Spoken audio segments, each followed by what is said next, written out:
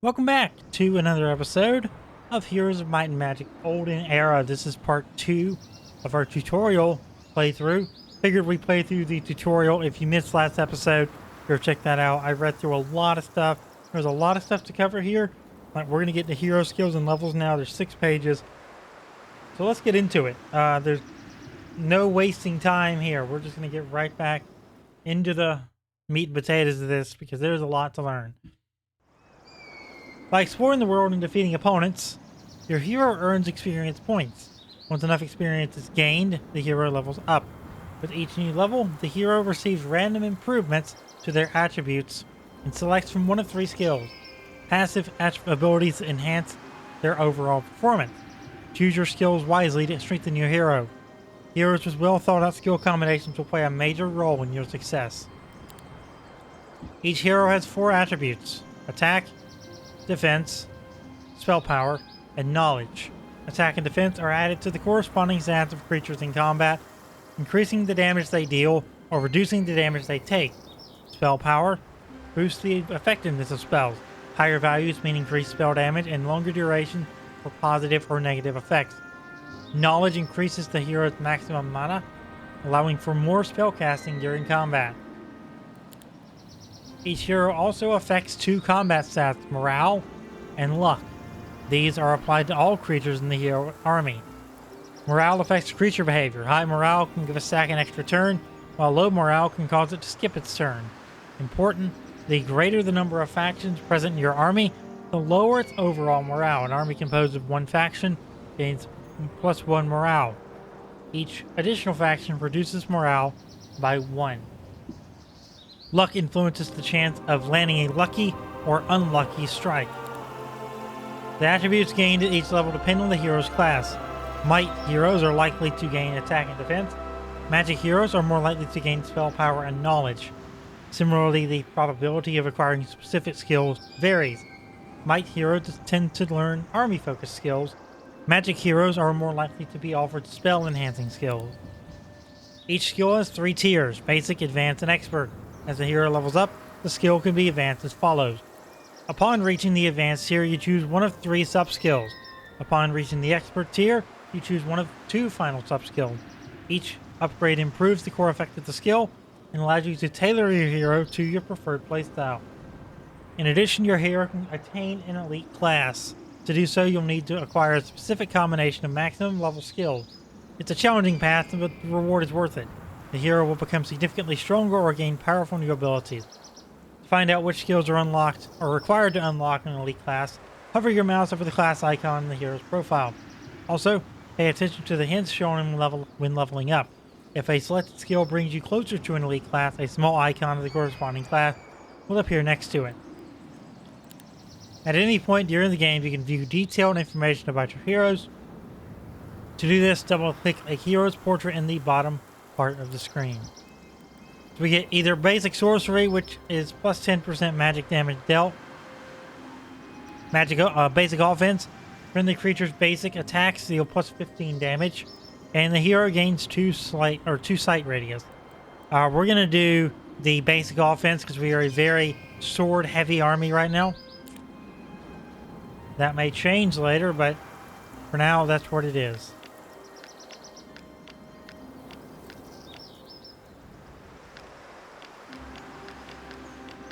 Nope.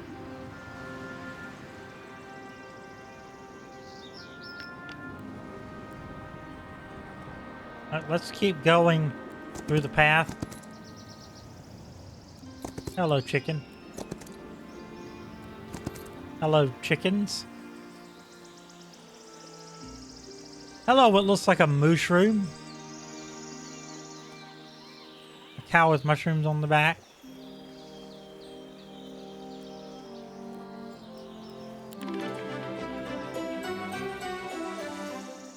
Week 2 begins. Well done, you've completed the first part of the tutorial and now know the basics of the game. In the next tutorial mission, you will learn more advanced features and detailed strategies.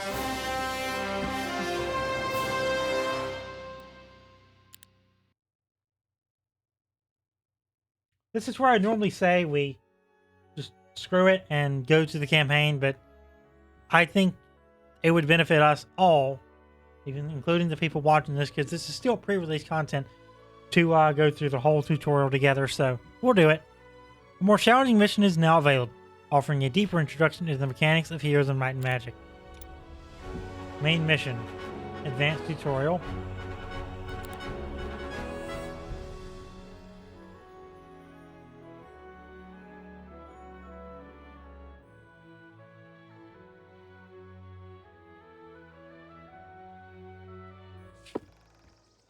Welcome to the second tutorial mission. Your goal is to reach the city at the opposite end of the map and capture it. The city is guarded by an AI player, and so prepare your hero and army for the upcoming battle. Start by capturing the nearby mines. They will provide you with resources and become the basis of your economy. Now, I'm going to say this out front.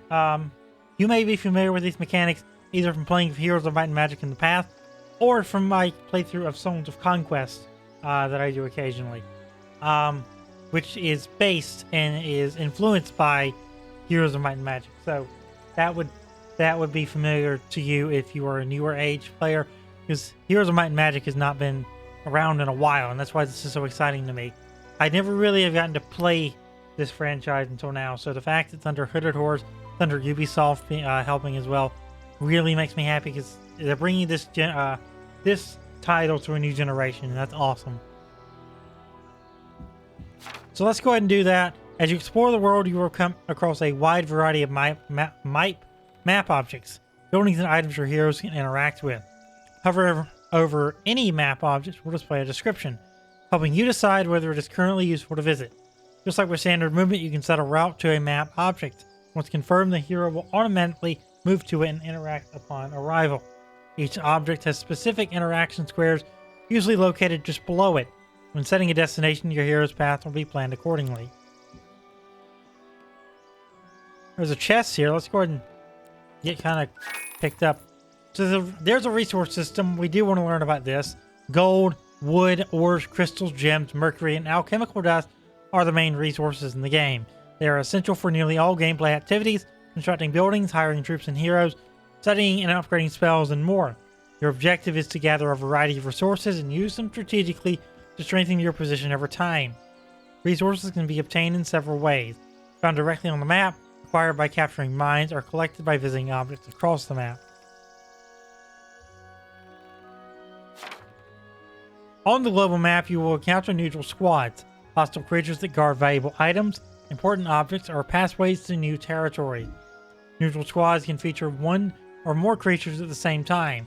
The creature model on the maps represents the strongest stack in its army. Hover your cursor over it to see the creature type's expected amount of guards you'll face. Also pay attention to the estimated difficulty of the battle. This indicator shows how challenging the encounter is likely to be for your selected hero. Both neutral armies and heroes' armies can include a wide variety of characters. Each character has its own stats, passive traits, and active ability. You cannot normally view detailed information about enemy hero creatures until you're in battle with them. However, you can always check the stats and abilities of creatures in your own army. Simply double-click the portrait of the desired unit in the bottom part of the screen.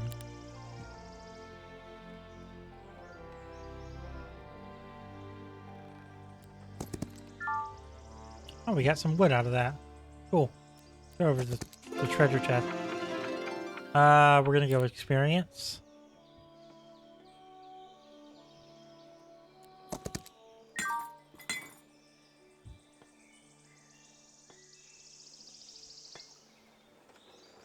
That ain't gonna happen, buddy. I'm not going after that one right now. In Heroes of Might and Magic, the gameplay is divided into days, weeks, and months. To succeed, use your resources wisely each day. Move your heroes carefully, keeping in mind that they have limited movement points. Explore the map and interact with important objects. Freaking Porky Pig up in here, bro. I'm just stammering. Recruit troops to strengthen your heroes' armies and unlock new areas. Construct new buildings in your cities to develop them. To develop a city, open its screen in one of the following ways. Move a hero to the city's guest square by plotting a route to it. Double-click the city's model on the global map. And double-click the city's icon in the city panel on the right side of the screen. Remember, each city you control is unique. Buildings constructed in one city will not automatically appear in another. Okay. At the start of each new day, several important events take place. Movement points are fully restored. You can construct new buildings. Temporary effects may activate or expire depending on their duration. Every 7 days, a new week begins, and every 4 weeks marks the start of a new month. These time intervals also trigger major in-game events, most notably creature growth. The number of units available for recruitment increases in cities and in special objects on the map. Start a new day, click the End Day button in the bottom right corner of the screen.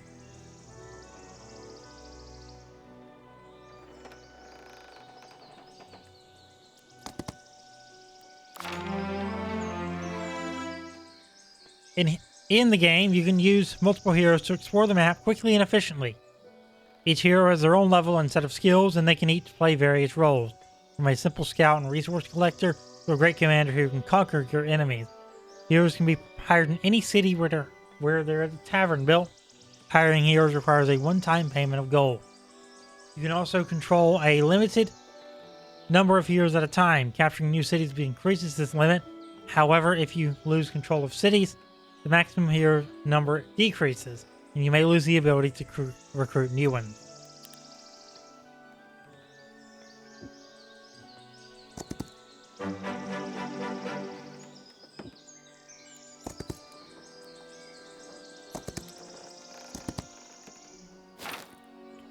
Interacting with a friendly hero. In addition to moving around the map and visiting interactive objects, you can have your heroes approach one another.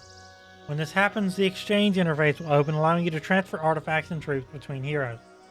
Distribute your forces wisely. Switch your army between heroes to defend different locations, or unite all your troops under one hero for decisive victory. Strategic interaction between your heroes is an essential skill that can help you overcome even the most formidable challenges. Well, that's really in-depth. Wow.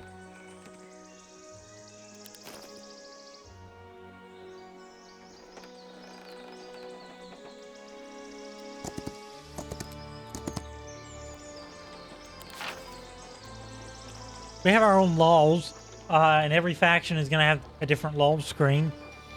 Each faction in the game is unique. Its cities feature special building. It recruits unique units, and its heroes belong to that specific faction. On the global map, each faction is also associated with its own type of terrain, which affects various game mechanics. However, the most unique feature of each faction is its exclusive set of faction laws, research options that change different aspects of the game. These laws can strengthen the economy, improve creature stats, and modify core gameplay rules. As you play, you earn law points, increasing your faction's level. With each new level, you gain one law seal. These seals can be spent immediately or saved to unlock more expensive and more powerful laws. To unlock high-level laws, you must first invest some seals into some basic ones. Some laws require multiple seals to unlock or upgrade. Some laws have multiple levels. Each level increases the effect of the law. Law points are generated daily by cities and can also be earned by heroes during active play. Defeating neutral armies grants law points equal to 20% of the heroes' gained experience, including any additional bonuses. Capturing neutral objects on the map also grants law points. We don't have any law points, so that kind of just defeats the purpose of that, but we now know what it is. We have the Magic Observatory as well. To cast spells, heroes use a special resource, mana. Mana is a limited resource that's partially restored each new day. If the hero starts the day in the city that contains the Mage Guild, their mana is fully restored. Heroes can only use spells that have been added to their spellbook. Spells are divided into 4 schools: Daylight, Nightshade, Arcane, and Primal. Each school has its own focus. For example, Daylight includes many support spells that strengthen your army. Primal mainly contains combat spells that deal damage. The main way to acquire spells is by building Mage Guilds in cities. All spells are ranked by tier from 1 to 5. By default, all heroes can learn and cast first and second tier spells. To access higher tier spells, they must first develop proficiency in the corresponding magic school, which is acquired like all other skills. Some artifacts may allow heroes to ignore this restriction. There are also neutral spells that do not belong to any school. These spells have unique acquisition conditions. Most often they are unlocked through skills and sub-skills. To use these neutral spells, To use these neutral spells, a hero must also reach a certain level. The higher the spell's tier, the higher the required hero level. So we've kind of read through all that there is to read. There's quite a few spells per tier.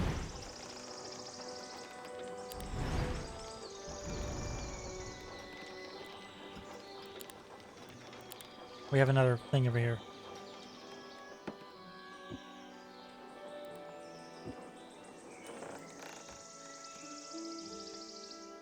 Okay, we have, what do we have here? Some birds and looks like some cavalry. Maybe right on that. Archery or cavalry. And some more knights.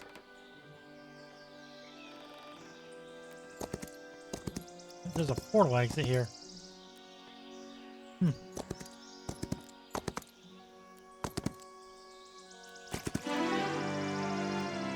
So Leah gets a point here. We can either do basic leadership, advanced righteousness, or advanced daylight magic.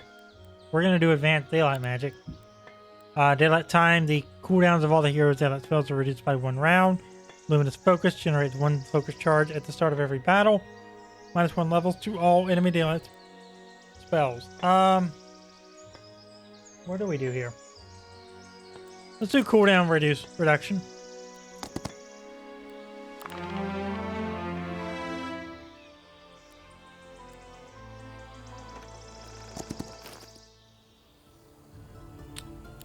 This is such a negative effect here.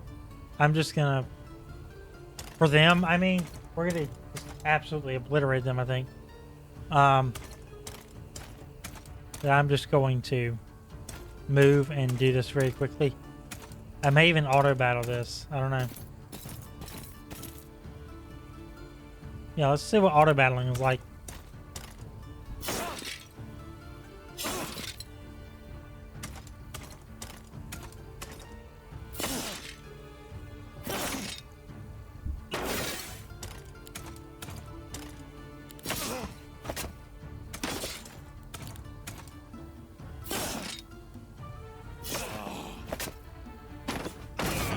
We won. It gave us this tutorial here, so many creatures have abilities, special active skills that can deal damage, strengthen friendly creatures, weaken enemy creatures, and more. Unless said otherwise, using the ability will end the creature's turn. To use ability, units need focus, which accumulates during the battle. When a sack attacks or takes damage from an enemy, it generates 1 focus point for the army. After accumulating 6 focus points, you get a focus charge, which can be used to activate abilities. Different abilities require different amounts of focus charge to activate. The required amount is shown on the ability icon. After using the ability, it enters a cooldown and becomes unavailable for several rounds. The cooldown duration is equal to the ability's activation cost. Many creatures have powerful abilities that can significantly alter the course of a battle. Use focus wisely. Your hero can also use active abilities, which also require focus charges. These abilities follow the same rules as creature abilities. After use, they enter a cooldown. You can use your hero's active abilities at any point during your creature's turn. Using a hero's ability does not end the creature's turn. All heroes start out with a simple ability that deals damage to enemy target. Other abilities are unlocked as you progress by learning special skills. The focus charges your enemy accumulates wisely. Don't forget to activate your creatures and heroes' abilities at the right moment to maximize their effectiveness in battle. We're going to accept that result because we won. And we have captured an own object. Some interactive objects on the map have an owner, the player who last interacted with them. These objects are marked with a flag next to their model on the map. The color of the flag indicates which player currently controls the object.